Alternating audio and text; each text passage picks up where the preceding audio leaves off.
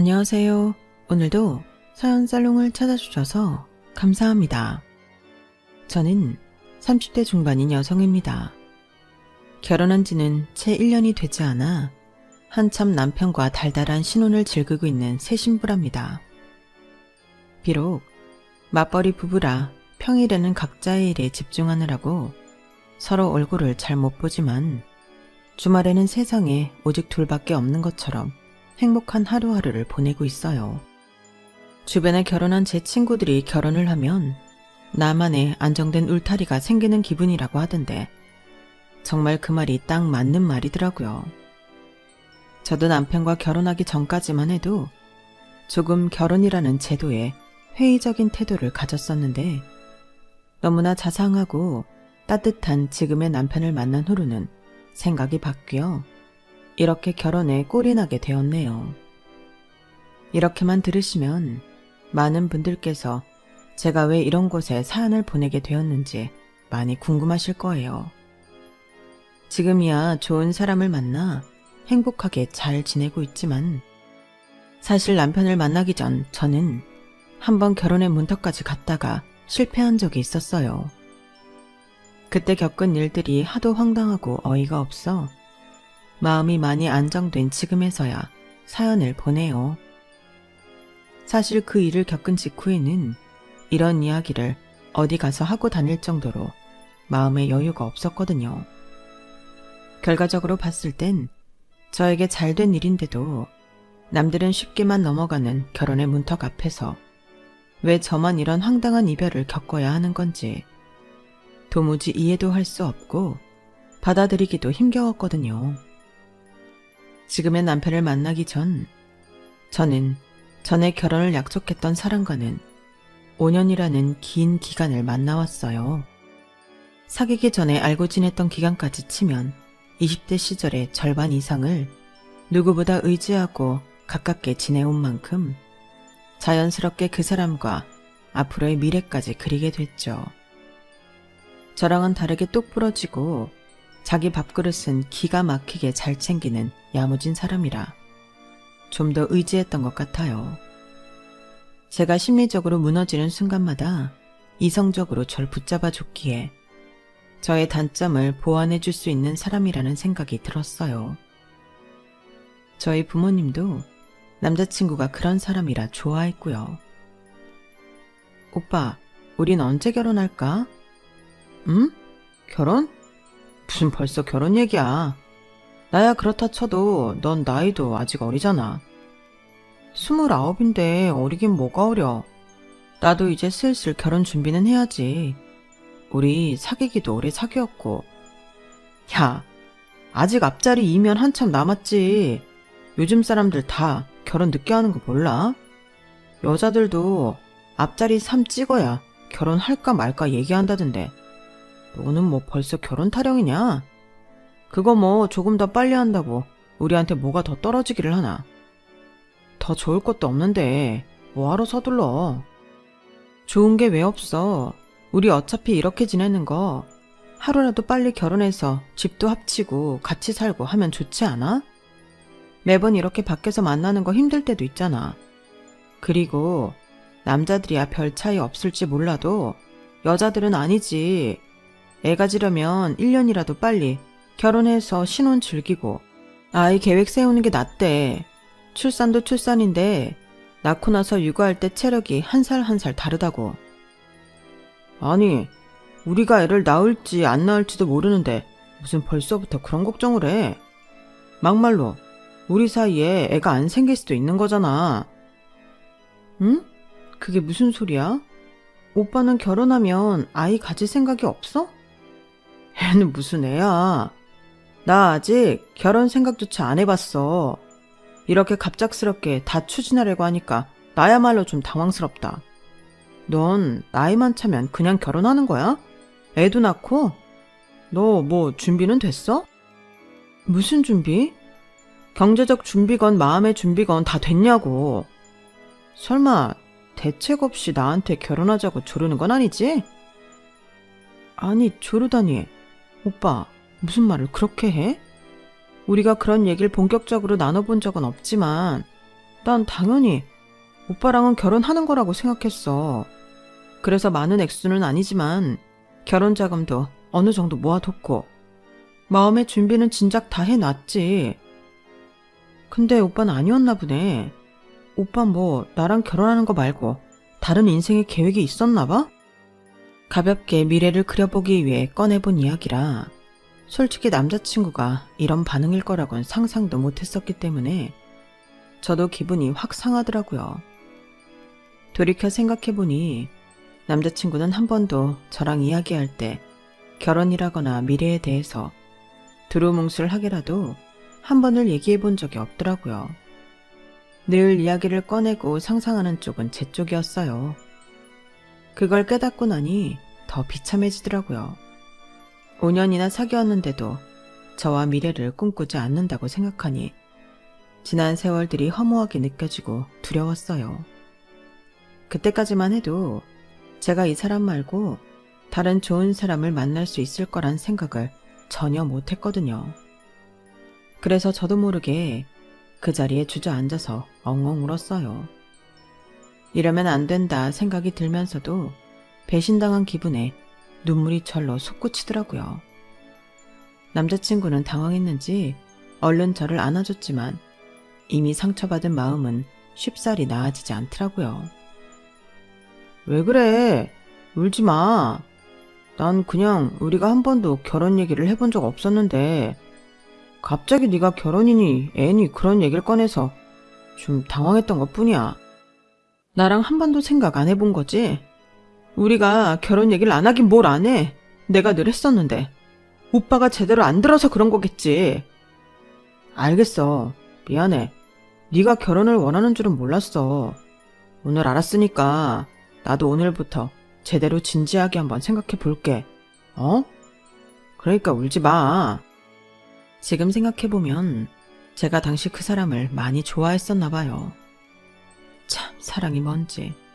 앞으로 진지하게 생각해보겠다는 말에 눈물이 멎더라고요. 저는 어린 시절부터 제 가정을 꾸려 화목한 가정의 울타리 안에서 살아가는 게 꿈이었기 때문에 결혼과 아이가 없는 미래는 상상조차 해본 적이 없었어요. 물론 남자친구와 연애하는 동안 그런 것에 관심이 좀 없어 보이기는 했지만 제가 먼저 얘기를 꺼냈을 때 딱히 부정적인 의사를 표현했던 적도 없었고 그때야 어렸으니 결혼이 너무 먼 이야기라 반응이 시큰둥 한 줄로만 알았죠. 그런데 제가 20대 후반, 그 사람이 30대 초반인데도 결혼 생각을 안 해봤다고 하는 부분에서 나와 어쩌면 인생관이 많이 다른 사람일 수도 있겠구나 싶은 불안감이 엄습하더라고요. 그래서 주변에 결혼한 언니 오빠들에게 많이 조언을 구하기도 했어요. 언니, 근데 언니네 남편은 원래 아기 되게 싫어했다고 하지 않았어? 그랬지. 길 가다 애기 우는 소리만 들어도 경기 일으켰던 사람이야. 그런데 어떻게 설득했어? 처음에는 낳기 싫어해서 많이 싸웠다면서. 신혼 때는 진짜 그걸로 말도 아니게 싸웠지. 결혼 전에는 되게 두루뭉술하게 애가 있으면 좋고 아니면 말고 식으로만 얘기했었거든. 근데 막상 결혼하니까 그제서야 아이 키우기는 자신이 없다고 하는 거 있지? 그럼 난 어떡하라고. 나는 아이 낳을 거 생각하고 결혼한 건데 죽어라고 싸워서 내가 꺾었지. 근데 세상에 그렇게 쌍심지를 켜고 반대하던 사람이 막상 우리 유나 낳으니까 그렇게 이뻐 죽으려고 한다? 남자들도 이런 거 보면 다 본능적으로 부성애가 있어서 자기 새끼는 예뻐한다니까? 좀 힘들겠지만 너도 어떻게든 고집 좀 꺾어봐. 나중에 너 애 못 낳을 나이 다 돼서 후회해봐야 아무 소용없다? 그렇긴 하지. 에휴, 근데 나는 결혼 생각도 있는 건지 없는 건지 5년을 사귀었는데도 도무지 그 사람 속을 모르겠어. 생각해보겠다고 한 지 벌써 몇 달이 지났는데 그 뒤로 아무 말도 없어. 갑자기 생각하려니 본인도 머리 터지겠지. 30대 초반이면 결혼 얘기가 서로 나오고도 남는 시기인데 너 얘기 꺼내기 전까지 말 안 했을 정도면 진짜 별 생각 없었을 수도 있어. 그래도 남자들은 여자들이 닥달하면 다 하게 되어 있다. 잘 구슬려서 이야기 나눠봐. 알겠어. 결혼한 언니 오빠들 말론 헤어질 거 아니면 한쪽이 밀어붙이면 밀어붙이는 쪽에 맞춰주게 되어 있다고 조언을 해주더라고요.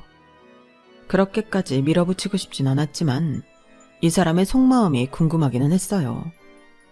남자친구를 사랑하긴 했지만 이 사람이 저와는 전혀 다른 미래를 꿈꾸는 사람이라면 한시라도 빨리 제 인생을 위한 결정을 내려야 한다고 생각했거든요.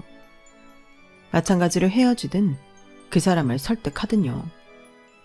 그날 그렇게 미래 이야기로 언성을 높이고 저로서는 인내심을 가지고 기다렸다고 할 만큼 충분한 시간이 흘렀어요.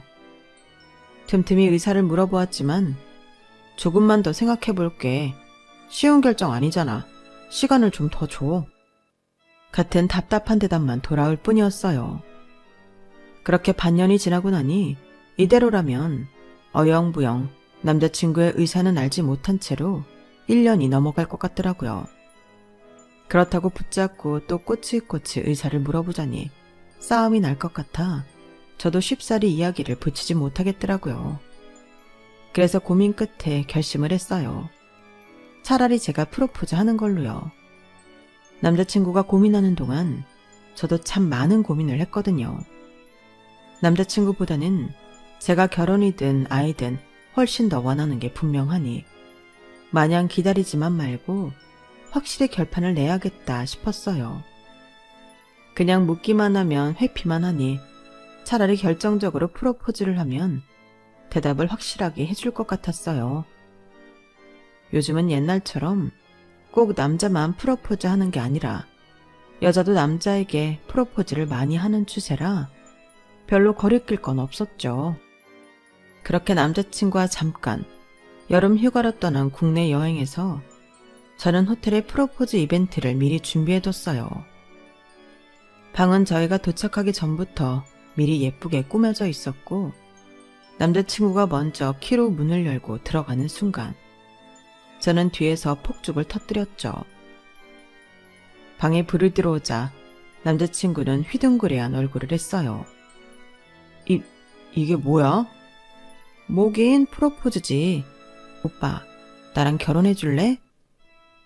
저는 준비해왔던 시계를 꺼냈어요. 평소에 남자친구가 좋아하던 브랜드의 시계였죠. 정말 저 나름대로 큰맘 먹고 준비한 이벤트였어요. 남자친구는 아니나 다를까 시계를 보자마자 감격에 찬 얼굴로 저를 껴안더라고요. 아니, 뭐 이런 걸 다 준비했어. 오빠가 하도 대답을 안 해주니까 답답해서. 나랑 결혼해 줄래? 그 와중에도 남자친구는 쉽사리 바로 대답을 하지 못하더라고요. 솔직히 자존심이 확 상했지만 묵묵히 남자친구의 대답을 기다렸어요. 어차피 거절을 당하더라도 결판을 내기 위한 거나 다름없었던 프로포즈라 제가 달게 받았었어야 했죠. 그래, 내가 너무 많이 망설였지. 너도 나도 이제 곧 결혼 정년기에 접어드는 나이이기도 하고 나도 너처럼 오래 만난 여자는 처음이야. 결혼하자. 프로포즈는 남자가 해야 하는데 이렇게 먼저 용기 내줘서 정말 고마워. 내가 앞으로 정말 잘할게.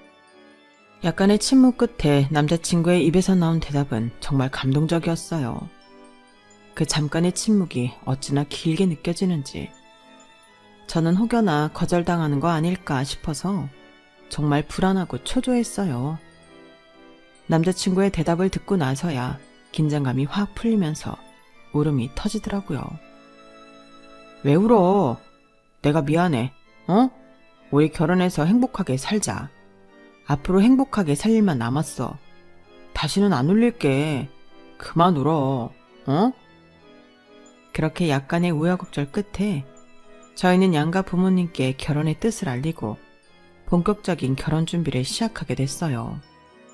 오랫동안 사귄 사이라 양가 부모님께서 서로의 존재를 알고 있기는 했지만 가끔 남자친구를 집에 데리고 와 고기를 구워 먹이던 저희 엄마와는 달리 남자친구네 부모님께서는 결혼도 안 한 여자친구를 소개받는 걸 많이 불편해하고 꺼려하셨어요. 그래서 저는 한 번도 남자친구네 부모님을 뵌 적이 없었죠. 됐어. 어차피 결혼하면 보기 싫어도 봐야 하는데 뭐하러 결혼 전부터 봐? 차라리 잘 된 거야. 너 그거 인사 한 번 가면 매년 생신이니 명절이니 아예 모른 척 할 수 있어? 그것도 그것대로 말 나온다? 차라리 어색하고 낯선 사이로 지내는 게 나아. 혹시나 남자친구네 부모님께서 저를 마음에 들어하지 않으시거나 할까봐 미리 눈도장도 찍어두고 잘 보이고 싶었는데 부담스럽다는 이유로 도무지 저에게 그런 틈을 내어주지 않으시더라고요. 주변 친구들도 결혼 전부터 굳이 예비 시부모까지 챙길 필요는 없다고 해서 그냥 그런 대로 지내왔는데 확실히 갑자기 인사를 드리러 간다고 생각하니 조금 마음의 부담이 확 오더라고요. 오빠는 좋겠네. 우리 엄마랑 이미 친하니까 긴장도 안 해도 되고. 야, 그래도 긴장되지. 긴장이 어떻게 안 되냐? 뭐 우리 엄마야 이제 와서 반대할 리도 없고 나는 두 분 다 처음 뵙는 거고 또 혹시 모르니까.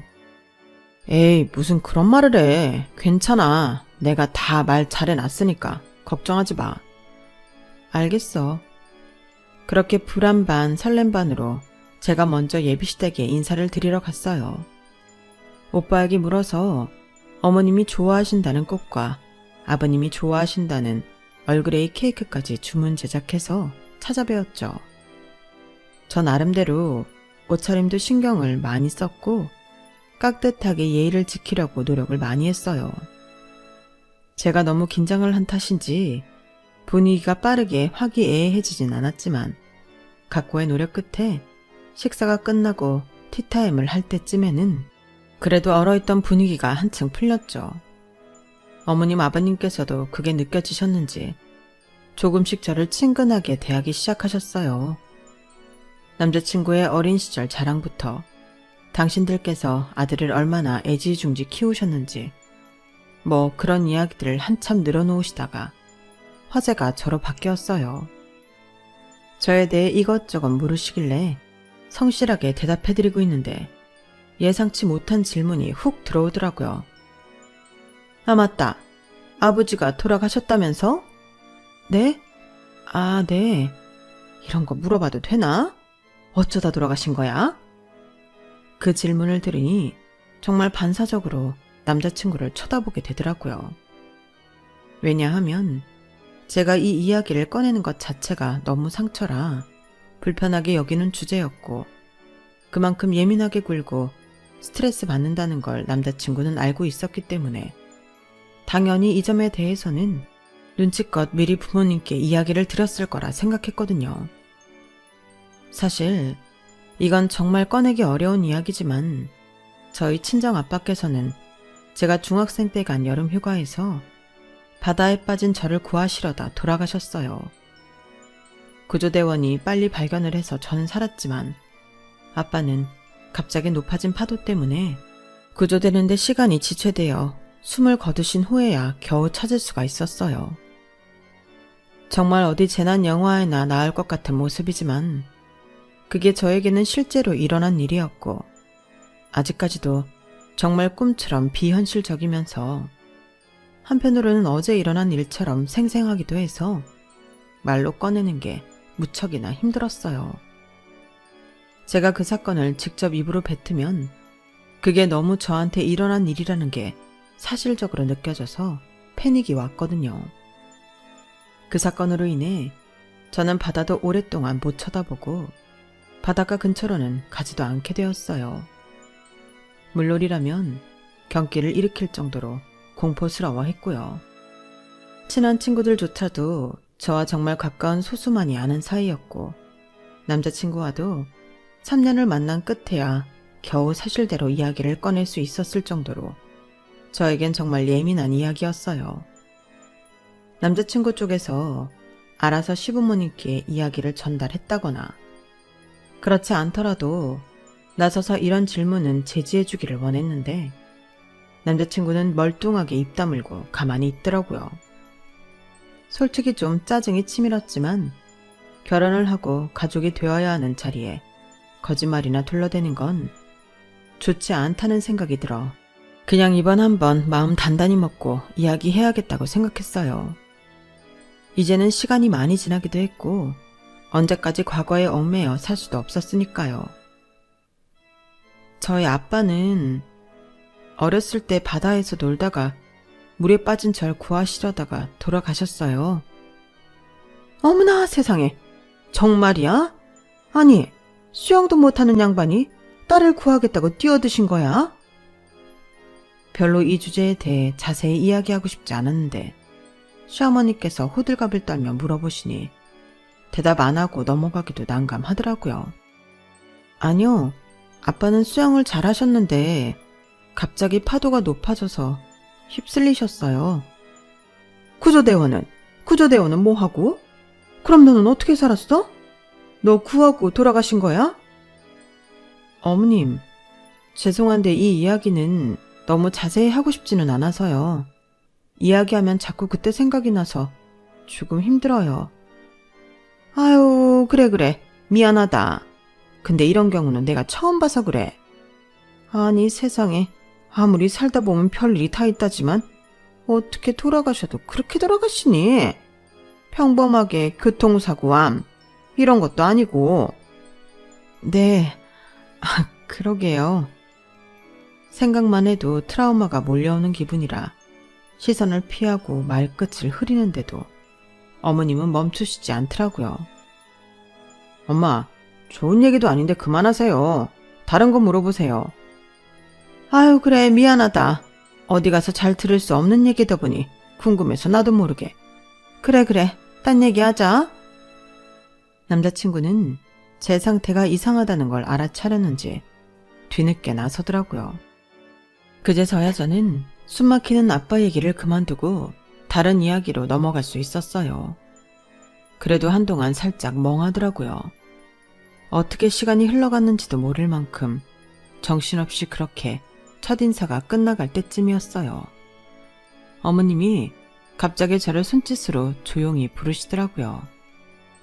예, 정말 미안하다만 그래서 너는 어떻게 살았다고? 내가 이거 모르고 넘어가면 밤에 잠이 안 올 것 같아서 그런다. 네? 그렇게 얘기하기 싫은 티를 냈는데 마지막까지 저를 붙잡고 기어이 그걸 물어보시니 정말 황당하고 어이가 없더라고요. 제 표정이 눈에 띄게 안 좋아지니 멀리서 남자친구가 뭔가 눈치챘는지 얼른 저를 데리러 오더라고요. 얼른 가자. 데려다 줄게.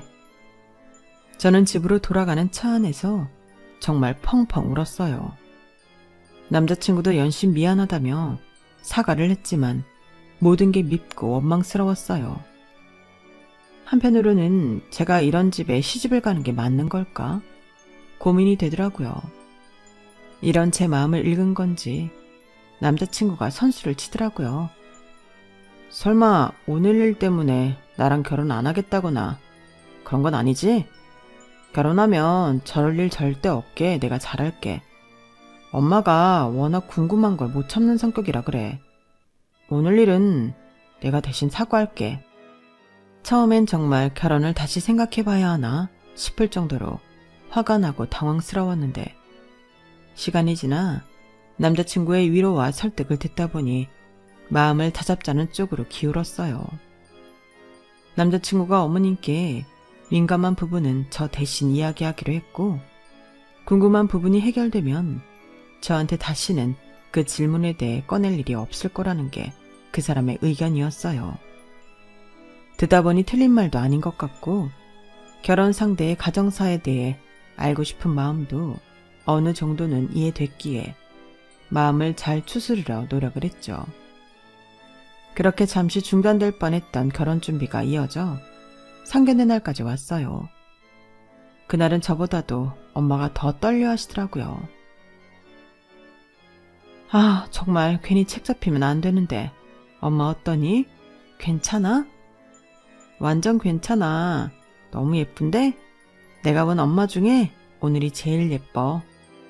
그래, 다행이다. 아빠 없다고 은근히 무시할까봐 엄마라도 고급스럽게 차려입고 가야 우리 딸이 시집살이 좀 덜하지. 에이, 그런 게 어딨어. 나 시집살이 절대 안 할 거야. 걱정하지 마요, 엄마. 엄마 속상하게 할 일 절대 없어.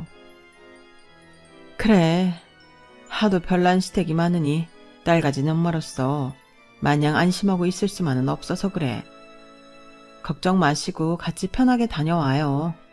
나도 처음엔 긴장 많이 했는데 그래도 생각보다 친근하게 대해주는 분들이셨어. 그치? 엄마가 괜한 걱정하는 거겠지? 그렇다니까. 엄마가 이렇게까지 긴장하실 줄은 몰랐는데 그런 모습을 보니 낯설면서도 기분이 묘하더라고요. 저희 엄마 때문에라도 상견례가 무사히 끝나길 바라는 마음이 들었어요. 안녕하세요. 처음 뵙겠습니다. 잘 부탁합니다, 사돈. 네, 안녕하세요. 상견례 식사는 처음에는 순조롭게 진행이 되는 듯 했어요. 그런데 어느 정도 식사를 마칠 때쯤이 되니 설마 했던 불편한 이야기가 오가기 시작을 했죠.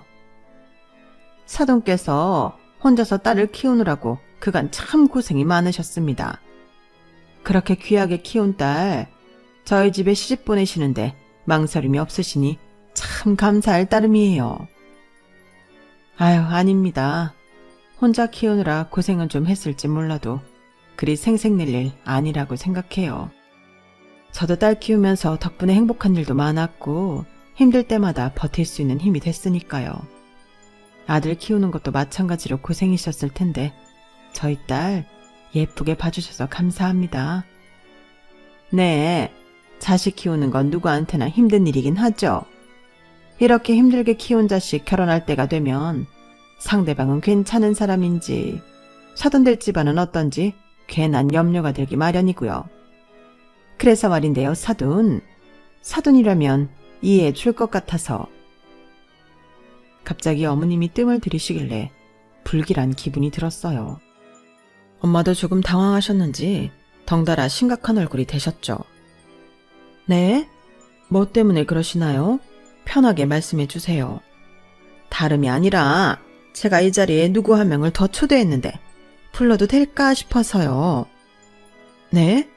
누구신데요? 제가 평소에 정말 아끼고 의지하는 사람입니다. 저희 아들도 조카처럼 대하던 사람이라 결혼하는 상대방을 꼭 좀 보고 싶다고 해서요. 아, 네. 잠깐이면 되나요? 네, 그럼요. 오래 같이 있을 필요도 없습니다. 아이고, 초면에 어렵고 껄끄러운 부탁인 건 알지만서도 결혼이라는 게 워낙에 중요한 일이다 보니 주변에서도 은근히 참견이 많아서요. 이해해 주셔서 감사합니다. 아닙니다, 뭐. 아드님을 아끼는 분이 주위에 많다니 오히려 좋은 일이네요. 엄마는 말씀은 그렇게 하셨지만 얼떨떨하고 떨떠름한 기분까진 미처 숨기지 못하셨어요. 저 역시도 사전에 말도 없이 제3자가 이 자리에 참석한다는 게 너무 기가 막히고 황당하더라고요. 말없이 예비 신랑을 쏘아보니 자기도 모르는 일이라는 듯 어깨만 으쓱하더군요. 어이가 없어 헛웃음이 나오려는데 뒤이어 등장한 사람의 정체에 하마터면 욕이 튀어나올 뻔했어요. 치렁치렁하게 긴 머리에 한눈에 튀는 붉은 한복을 입고 온 그 사람은 누가 봐도 무당 같았어요. 여기 앉아요. 여기 앉아. 아, 이쪽은 저랑 절친한 언니인데 이 언니가 좀 미래를 잘 보거든. 결혼하기 전에 원래 사주, 궁합 같은 거 많이들 보잖아요. 그런데 그것보다 정확한 게 신점이랑 관상이거든. 내가 이 언니 말 듣고 큰일 피한 게 한두 번이 아니라서. 어차피 아닐 인연이면 결혼 전에 헤어지는 게 나으니까 이해들 해주실 수 있지요? 아니 어머님, 제가 지금 상견례하러 왔지 면접 보러 온 건가요? 저희 엄마도 계신 앞에서 지금 무당이 웬 말이세요? 이런 사람을 이 자리에 데리고 올 거였으면 사전에 언지를 해주셨어야죠. 언지를 하면 찬성은 할 거고? 내가 그렇게 못할 부탁한 것도 아니고 아까 말한 대로 이 언니는 나랑 친한 사람이야. 꼭 무당이라서가 아니라 나는 이 언니랑 엄청 가깝고 내 인생의 큰일은 다 이 언니가 봐줬는데 어떡하라는 거니? 결혼을 그냥 넘어가라고? 약간 말다툼처럼 언성이 높아지자 엄마께서 제 팔을 가만히 잡아당기셨어요. 저도 엄마 앞에서 이런 모습 보이고 싶진 않았지만 솔직히 이 정도면 예비시댁에서 추태를 부린 거 아닌가요? 마음에 안 들면 차라리 처음부터 마음에 안 든다고 하면 되지. 무당을 부른 게 꼭 저랑 엄마를 테스트하는 것 같아서 짜증이 확 났어요.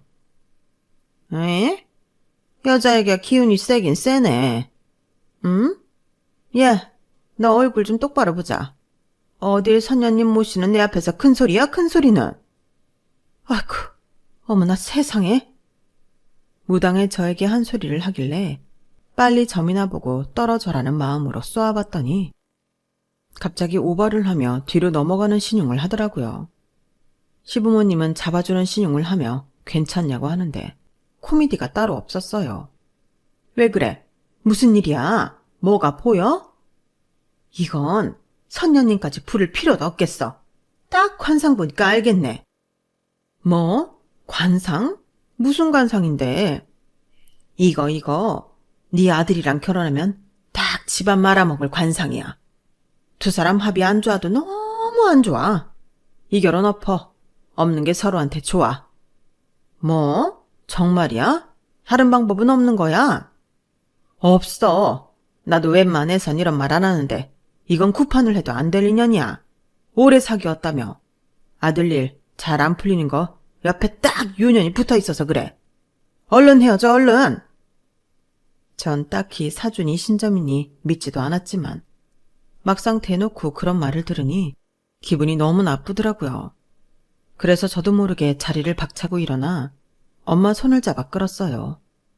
그런데 엄마가 제 손을 뿌리치더라고요. 설마 이런 취급을 당하고도 엄마가 저를 이딴 집에 시집 보내려는 건가? 실망스러운 기분이 들어 엄마를 돌아봤는데 엄마 시선이 무당한테 꽂혀 있더라고요. 당신이 선녀님을 모시든 신령님을 모시든 상관없지만 남의 집 귀하디 귀하게 키운 딸내미한테 집안 말아먹을 관상이라니 말이면 다야? 막말로 저 집 아들내미 일 안 풀린 건 저 아들놈 문제지 왜 내 딸 탓을 해? 그렇게 따지면 세상 만사 다 남 탓하고 살면 되겠네. 남의 집 귀한 날 와서 혼사 맞고 재수없는 소리만 해대는데 이딴 인간 말 듣고 그동안 큰일 피하면서 살아왔다고? 참, 사돈 수준도 알만하네. 나도 이런 미신이나 맹신하는 집안엔 우리 딸 못 보내니까 결혼 없죠. 미쳤다고 이런 집에 내 딸을 시집 보내? 굴러들어온 복덩이를 제 발로 차는 것도 분수가 있지. 내 딸 아까워도 딸이 좋다니까 참고 보내려고 했더니 선을 넘어도 더럽게 시계 넘네. 뭐라고? 아, 언니 말이 맞네. 아까까지 얌전 떨던 사람은 어디 가고? 저 성질머리 좀 보소. 이제 와서 딸 결혼 못 시킬 것 같으니 본성을 드러내네? 아, 소름 돋아. 인간이 이렇게 겉으로 봐서는 하나도 믿을 구석이 없으니까 내가 점을 보지. 내가 괜히 점 보러 다니는 줄 알아? 다 당신 같은 인간들 피하려고 그런 거야. 삿대질하며 흥분하는 시어머니를 놔두고 엄마께서는 제 손을 잡고 자리를 나오셨어요. 너 이 결혼 절대 안 된다. 나중에 혹시라도 진정되고 나서 날 설득할 생각은 말아라. 저도 그럴 생각 없어요, 엄마. 오늘 일은 무슨 TV 프로그램에 나올 얘기지. 저런 유별난 집에 어떻게 시집을 가요? 진짜 기가 막혀서. 그리고 네 예비신랑 그것도 아주 몹쓸 놈이야. 그 무당년이 네 욕하고 면박 줄 때 그놈 표정을 유심히 봤는데 별로 기분 상해 보이지도 않고 그러려니 하고 멍청하게 듣고만 있더라. 널 정말 아끼는 사람이 그런 소리를 듣고만 있어? 엄마처럼 화가 나서 날뛰어야 정상이지. 그놈도 안 될 놈이야.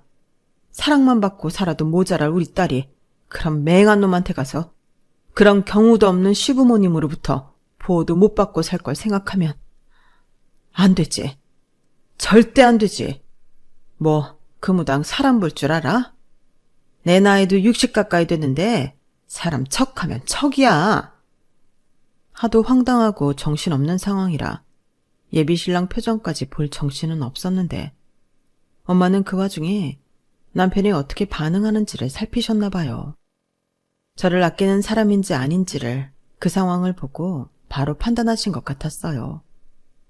그 얘기를 듣고 나니 늘 결혼에 뜨뜻미지근했던 예비신랑의 태도가 떠오르더라고요. 그럴 리 없다고만 생각해 왔는데 역시 이 결혼은 저 혼자 하고 싶어 안달나서 하는 결혼인 건가 싶은 생각이 들어 씁쓸하더라고요. 하지만 저렇게 세계의 선을 넘은 이상 저도 남아있던 5년치 전까지 다 털리는 기분이 들었어요. 비록 허무맹랑한 무당의 말일 뿐일지라도 혹여나 결혼을 강행했다가 집이 기울거나 하면 전부 대 탓으로 돌릴 것 같다는 생각도 들고 부부싸움이라도 하게 되면 둘은 인연이 아니라는 말이 평생 머릿속을 따라다닐 것 같더라고요. 상견례가 이렇게까지 망한 이상 저도 더 이상 결혼을 하는 건 무리라는 생각이 들어 파혼을 했어요. 예비신랑은 몇 날 며칠 붙잡는 척을 하더니 한 달쯤 지나자 금방 나가 떨어지더라고요.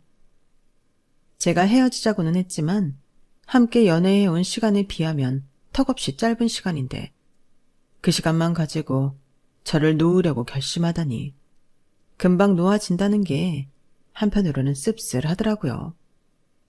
그래서 정말 인연이 아니겠구나 생각하며 저도 천천히 내려놨어요. 5년이라는 세월이 결코 짧은 세월이 아니니 그만큼 아프고 마음도 힘들었지만 별 수 있나요? 주변 친구들이 좋은 사람을 소개시켜주겠다며 나섰지만 당분간은 새로운 사람을 만나 무언가를 하는 것조차 감정 낭비로 여겨져서 거절했어요. 혼자 지내는 시간에 적응을 하는 과정이 하도 오랜만이라 외로우면서도 나쁘지만은 않더라고요. 그렇게 1년쯤 흘렸을까요? 친한 친구가 신년 운세를 보러 용하다는 무당집에 예약을 해놨다길래 따라가 주기로 했어요. 저는 무당이라면 신물이 나서 친구가 보는 걸 구경만 하려다가 예약이 워낙 힘든 집이라길래 먼 길 간 김에 같이 보기로 했죠. 너는? 차례를 기다려서 방으로 들어갔는데 세상에 그때 그 무당인 거예요. 순간 이게 뭐지 싶어서 반사적으로 밖으로 나가려는데 무당이 벌떡 일어나 저를 붙잡더라고요. 안 그래도 따로 이야기해 주려고 했는데 도저히 연락이 안 닿아서. 그날 일에 대해 긴히 해줄 얘기가 있으니까 일단 앉아봐.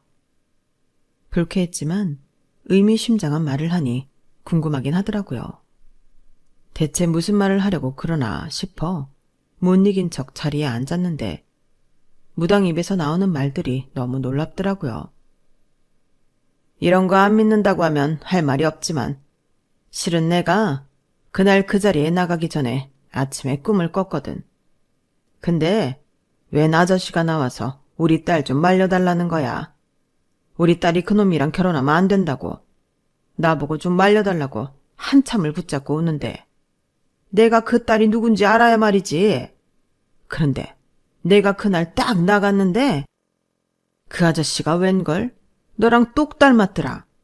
그러고 나서 그 아들내미를 봤는데 글쎄 동생한테 말 안 한 여자를 숨기고 있는 것 같더라고. 여자가 둘이야. 여자가 둘. 그게 보이고 나니까 그 아저씨가 왜 그렇게 나한테 찾아왔는지 알겠더라고. 그게 정말이에요? 그렇다니까. 난 그쪽이 아버지가 돌아가신 것도 그날 그렇게 상견례 차리 쫑나고 알았어. 눈치는 진작 챘어도 다 듣고 나니까 확실하더라고. 그런데 그 동생이 성격이 보통이 아니거든. 동생 쪽에서 학을 떼게 만들어야 파혼이 될 걸 알아서 일부러 말을 그렇게 한 거야. 근데 그쪽 어머니가 보기보다 강단이 있으시더라. 원래 그런 성격 아닌 것 같은데 딸 일이라니까 바로 나서서 데려가고 보기 좋더라고. 부모님한테 엄청 사랑받나 봐. 그때를 떠올리며 정말 뿌듯하다는 듯이 웃으며 말하는데 무당이 하는 말에서 진심이 느껴지더라고요. 워낙 용한 사람이기도 하고 우연이라고 하기엔 설명할 수 없는 점이 한두 가지가 아니었어요.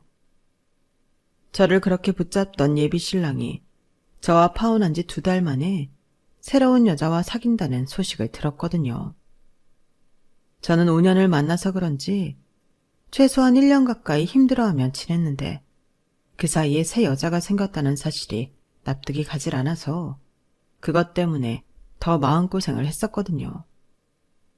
게다가 그 새로운 여자가 제가 알고 있던 직장 동료라서 혹시 그동안 양다리를 걸치고 있었던 건 아닌가. 엄청 소갈이도 했었고요. 그 인간이 실제로 저와 만날 때도 양다리를 걸치고 있었는지 아닌지는 모르겠지만 사귀던 기간 막판에 이성들과의 술자리로 저와 몇 번 싸운 적이 있었기 때문에 제 쎄한 촉이 맞아 떨어진 거란 생각이 들었어요. 결혼을 앞두고도 제가 싫다는데도 자꾸 여자 동료들과 그저 회사 동료일 뿐이라는 이유로 소수 술 약속을 잡는 게 영 마음에 걸렸었거든요. 지금 사귀고 있는 그 여자도 그 술 모임에는 꼭 참석을 하는 사람이었고요. 그렇게 자초지종을 듣고 나니 원망스럽기만 했던 그 무당에게 고마운 마음이 들더군요. 어쨌든 저희 집보다는 저쪽 집과 더 오래된 사이인데 꿈에 나타난 아빠 말만 듣고 저를 구해준 거나 다름이 없었으니까요. 그동안 오해한 게 미안해서 신년 운세를 보고 복비도 조금 더 얹어드렸어요. 운세를 보는 동안에도 제 과거를 턱턱 맞추는 게 정말 놀랍긴 하더라고요. 그 얘기를 듣고 나서 몇 주 뒤에 지금의 남편을 만나게 됐어요.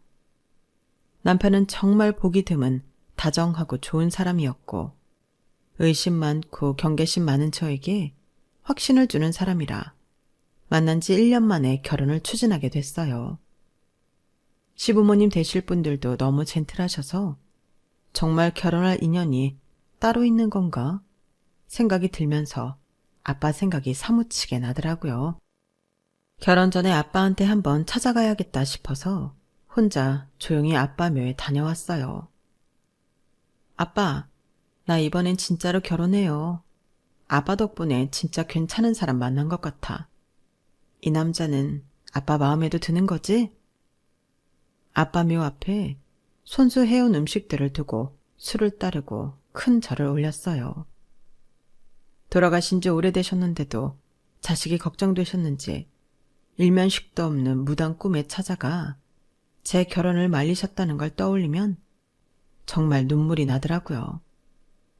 그렇게 아빠랑 좋은 시간을 보내고 나서 지금의 남편과 결혼을 했죠. 정말 그 일이 없었더라면 지금처럼 행복하게 살지 못했을 거예요. 그전까지는 미처 몰랐지만 이런 일들을 겪고 나니 확실하게 알겠더라고요. 이 세상에 어떤 사랑보다 가장 숭고하고 위대한 건 부모님의 사랑이라는 걸요. 저도 남편과 슬슬 주말 부부 생활을 끝내고 이세를 계획하고 있는데 자식을 낳으면 자식에게 이런 사랑을 줄 수 있을까 하는 생각을 해요. 제가 받아온 사랑들을 다 돌려줄 수 있는 존재가 태어난다면 꼭 그렇게 사랑을 주고 싶어요. 저희 엄마와 아빠가 저를 키워주시는 내내 제게 베풀어주신 안정적이고 따뜻한 사랑을요. 제 이야기는 여기까지예요. 들어주신 분들 감사합니다. 매일매일 복 받으세요. 여러분, 사연 댓글에 응원과 현명한 조언 부탁드려요. 좋아요와 구독은 저에게 큰 힘이 됩니다. 오늘도 좋은 일 가득하세요.